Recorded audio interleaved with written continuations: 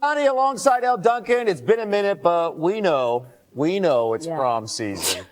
PTI coming right back to debate the NBA team best equipped to come back from a 3-1 deficit. We actually did not plan this. That's just chemistry, baby. Plus a big extension for a Niner not named Brock Purdy. First NBA playoffs march on tonight, though. 3 teams trying to close out their series, and the Knicks are one of those teams, hosting the upstart Pistons. Spike Lee, take notice. New York can clinch a playoff series at home for the first time since 1999, and they've got the best closer in the series to help them do that, Jalen Brunson, averaging 13 points in the fourth quarter during their first round. And we've got our NBA brain trust here to break it down for us. Monica McNutt is on the scene at the Garden alongside our 3-time NBA champ, Danny Green. And Monty, I'm going to start with you. You spend a lot of time around this team. You call their games. What's going to be the key for them to close things out at home tonight?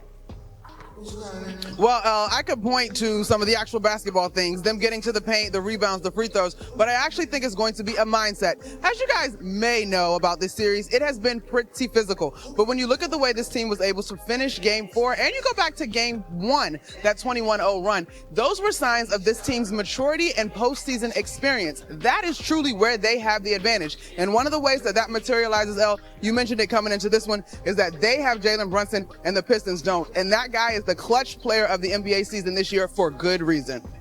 Danny, so Monica talked about physicality as well as the intangibles. All these games have been very close. Which player do you have your eye on tonight? Karl Anthony Towns. He has to show up for them to win. It's no secret. The games that he's played well in are the games they won. If they try to rely on Jalen Brunson to do all the fourth quarter scoring, they're not going to win. That's what happened in Game 2. Cat, last game, hit a lot of big shots. Turnaround fadeaway behind the backboard. Step back 3 in the final closing minutes. Jalen needs help, and it has to start with Karl Anthony Towns. Obviously, OG, Mikal Bridges, all those guys need to step up as well. But Cat is the main key for them. They go as far as well he played. So he's got to continue to make those plays like he did last game. I will add to that too, Danny, because Karl Anthony Towns is just so unique. The Pistons just don't have a good matchup for him, and that's no slight to the Pistons, who have had an incredible season and have made this a tremendous series. Most teams struggle to figure out how to guard him. But when Karl Anthony Towns is playing downhill in particular, when he's getting to the paint and then shooting the 3, when he's getting to the free throw line, he has proven to be a lot for the Pistons to handle. Now, I will add, though, in the fourth quarter, it has been, and we saw this last game, both the combination of Karl Anthony Towns and Jalen Brunson that have been able to help the Knicks come out with W's. New York is a 5.5-point favorite at home in this one. Monica, we appreciate you joining us. We know you got a radio gig calling this game later on tonight. Thank you so much. El?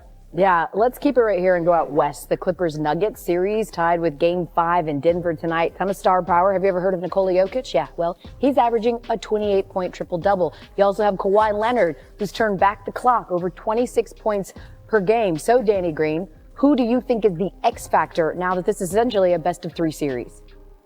I mean, the playoffs is about the stars, so I expect the stars to do what they do. Nikola Jokic is going to have a hell of a night. Kawhi Leonard's going to have a hell of a night. But really, for me, it relies all on James Harden for the Clippers. And he has to kind of flip the narrative about himself in these games later in the series.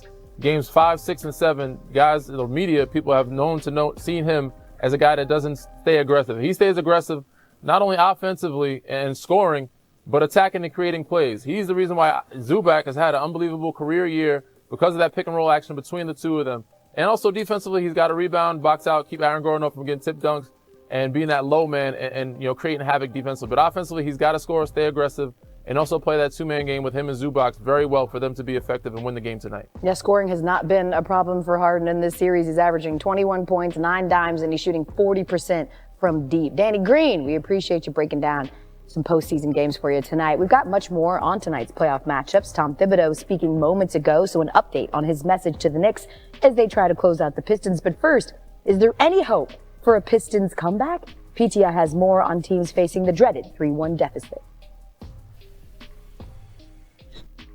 All right, Wilbon, which team has the best chance to come back from a 3-1 deficit? The best. Tony, I don't want to fall into this trap, but I'm going to fall into this trap and say, I guess the Lakers, because the Lakers and Rockets are the only two teams of those down 3-1 that would have games 5 and 7 potentially at home. So that helps. I got to look at those two teams. Do I think that the Rockets are going to come back? And the Rockets were angry last night post-game at themselves and just thinking, They had a chance to have a stranglehold on this series, and they don't. But I don't think they know enough yet. Their time is a little ways away. The Lakers, they got LeBron and Luka right now. And their roster's flawed, and I don't think they're going to do it necessarily, but I don't want to bet against them. They got LeBron and Luka. They could do it. Yeah. They win tomorrow night, Wednesday night in L.A. They put all the pressure back on Minnesota to go back to Minnie and get that win there. I'm going to say the Lakers have the best chance of the teams down 3-1. Okay. All right, so let me go over this list of people down 3-1. The Milwaukee Bucks have no chance. They have no chance. None. They just lost. Not without Dame. Dame Lillard. They have no chance. Orlando has no chance against Boston. They have absolutely no chance. So that leaves me with 3 teams. That leaves me with the Lakers. I want to see the Lakers win. I think they got robbed in one of these games. And you're right, they got LeBron and they got Luka. So I'm going to give them a chance. The Rockets, I don't know. I don't know about the Rockets because, as you've been saying, it's not really their time. It's not like Minnesota, which has been, for example, to the conference finals as recently as last year, which is why the Lakers have a little bit more trouble. But I also think the Pistons have a chance. Those games have been very close. The Pistons missed an opportunity because there was a non-call at the end of the last game against the Knicks.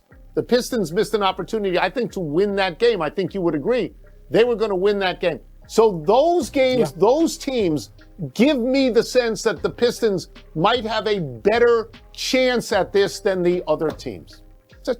I don't want to see it. Point, Tony. I grew up a Knicks fan.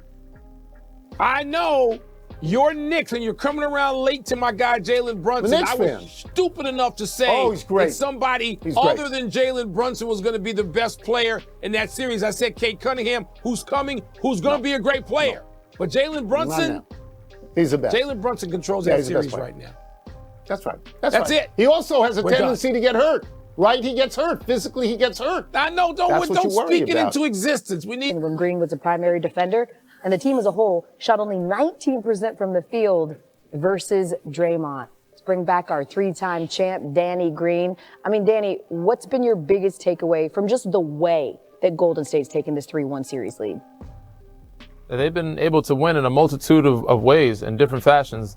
But ultimately, it's they're others. They're role players. Night in, night out, it's a different guy that's stepping up. And last night, it was Podziemski and Buddy Hield. Those guys made unbelievably big shots, timely shots throughout the whole game, throughout the whole series. And Steph wasn't Steph last night. They did a great job, Houston did, of kind of limiting Steph's touches. And this is when these guys got open. Buddy Hield hit some really big shots, also made some good passes. And of course, Jimmy was Jimmy. Jimmy got to the free throw line, made some big plays. But they don't win this game without Brandon Podziemski and Buddy Hield. These guys were unbelievable last night, and they're going to need them to continue to step up for them to try to close out the series. Yeah, this series shifts back to Houston tomorrow night, where Houston is a 4.5-point favorite right now. Meanwhile, the Pacers, they have an opportunity to close out the Bucks in Game 5 tonight. Giannis has been fantastic in his last 4 elimination games. He's averaging over 33 points, nearly 18 rebounds, and 5 dimes. However, the team has lost the last 2 of them, and that doesn't even include last season when they lost to the Pacers in 6 games where Giannis missed the entire series. Danny, there's a lot of speculation about Giannis's future and that this could be his final game in a Bucks uniform, despite the fact that he has 2 years left on his contract. We do know NBA players can force their way out if they want. How do you expect this situation to play out this summer? I expect him to go in and have a conversation. I ultimately think they're going to lose this series. I think it's over after this game, especially without Dame. That Achilles injury, it's a tough one because not only does it take him out for this playoff series, but it takes him out for next series or next season. Therefore, so Giannis playing again without Dame is going to be tough. He's going to look if he wants to win, he's going to have to look for other places to do it because he can't get it done in Milwaukee. But if he just wants to stay loyal to the city, love him for it. I'm glad if he could do that. But ultimately, I think he's a competitor and he's going to want to go somewhere where he can maximize his window. He has about another year or 2 left of being an MVP caliber player and getting another championship. If he doesn't find a situation soon, it's going to be the end of his window is going to be very short, and he's not going to be able to get another championship. But you can see you could pretty much bet that he's going to go in that front office and have a conversation with them about exploring the idea of looking at other places. Yeah, he has the cachet to do it too. He's the Bucks' all-time leader in points, rebounds, assists, and blocks. Danny Green, we appreciate the insight. For actually much more on tonight's games, we're going to get it to our betting expert, Joe Fortenbaugh, with his best bets. Thank you, El. 8-0 in the NBA last week. That's the only way to get an invite back onto the 6 p.m. Sports Center for those of you at home. High standards on this show. We begin with the Clippers over the Nuggets. We'll lay the points in this situation. Nikola Jokic has been sensational in this series. 28 points, 13 rebounds, 10 assists, and 2 steals per game on 54% shooting. And you're tied 2-2. That's not a good thing. That's a bad thing. LA's deeper. They've got more scoring options. They're better conditioned. If you look at game 4, it was LA's worst shooting night of the series. I like them to bounce back. Bet number 2, Pistons, plus the points against the Knicks. Game 1, you had a young, inexperienced Detroit team that was overwhelmed by New York. In the 3 games since, they've won on the road, lost by 2, and lost by 1. Close games, and we're getting 5.5 here. Look at Detroit's 3-point shooting in game 4. 7 of 29 from deep. I'd expect a better performance tonight. And finally, Pacers, Bucks, under 222.5 points. Big red flag here because in the previous 4 games in this series, we didn't see a closing total lower than 226.5. So what gives? Indiana was red hot in game 4, 60% from the field, 46% from deep. Those numbers are going to regress, and the pace. What's your favorite team? Comment below, and if you liked the video, please leave a like. This really helps the channel grow and brings you even more content. Oh, and if you're not subscribed yet, what are you waiting for? Click the subscribe button and activate the bell to receive all notifications. With each game, we noticed that the NBA is getting more competitive every day, and all the teams are looking for reinforcements to win the championship. And only here can you follow your favorite team daily with incredible content from different sources. Here on the channel, there are new videos every day with analysis, curiosities, and the best moments in basketball. That's it for today, folks. Thanks for following along. The NBA doesn't stop, and neither do we. Until the next video. NBA, the passion that connects us.